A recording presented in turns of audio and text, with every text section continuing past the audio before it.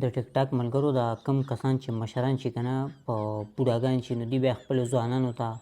خپلو بچو ته نصیحت کوي که نه ډېر زیات نصیحت ورته کوي. زه یم چې مونږ لا بوډاګان شو که نه ځکه مونږ د ټیک ټاک په دور کې اوسې وو نو چې مونږ بوډاګان شو نو زمونږ به خپلو زامنو ته به څه نصیحت کوو خو زما خیال دی چې دا نصیحت به ورته خامخا کوو چې بچې کله په ټیک ټاک ویډیو اپلوډ کوې نو کم خیشټیګې به ورکوې چې په هغې ته پاریو ته لاړ شي. اوسني ماشومانو ته چې استاد جي کله په کلاس کې وایي چې لکه سبا چې دی نو پروګرام دی نو ماشومان وایي سر آی ایم ویری ایکسایټډ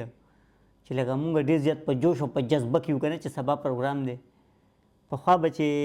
زمونږ په زمانه کې به چې سکول کې به دا استاد جي ووایي که نه چې یاره سبا چې دی نو پروګرام دی اول تپوس به مونږ دا کوو چې استاد جي سبا په تاسو سره بیګونه به راوړو که نه به راوړو. د ټیک ټاک ملګرو د موبایل په دې جدید دور کې به چې مونږ کله بوډاګان شو مونږ به خپلو بچو ته به څنګه وایو چې بچو موبایل یې کېدی په سبق باندې توجه ورکړئ. کله درته کور والا ووایي که نه چې روټۍ وخوره دی نه پس تا ته مونږ څه خبره کوو ټوله لوږه د سړي ختمه شي. د 12 په پرچه کې په حال کې ناست وو نو ما ویې راشه یاره دا ځل چې پرچه حل کوې نو د عقل نه کار واله.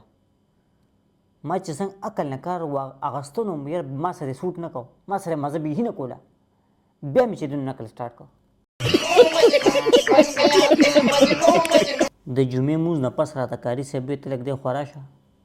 خوا ته ورغلم ما ته یاره ته هر وخت د جمعې په مانځه کې 10 او 15 منټه لیټ راځې دا څه وجه ده. ما ورته کاري صاحب 10-15 منټه خو چې دی نو اکثر په لامبلو باندې خامخا لګي د دې وجې سړی لږ لیټ شي. کاري صاحب ما ته څه خبرې یو خبر دی ټیک ته خیرن خو ته یې دا چې کم کس په ونه باندې چیتي لږ غونته کې لنډي که نه دې غریب له یخ ډېر زیات کېږي ځکه نور نه ډېر لري که نه. مالدارو خلکو ته چې کومې بیمارۍ لګي د هغې ډېر ښکلي نومونه وي ډپریشن خیال دی مالدار سړي ته چې ووایي لکه څه چل دی یاره ډپریشن کې یم مونږ ساده خلک یو مونږ خو یا به زمونږ غوږ نه به اوبه بهیږي یا چې ته زمونږ په معده باندې به دړي په سر باندې به دړي خیال دی ډپریشن.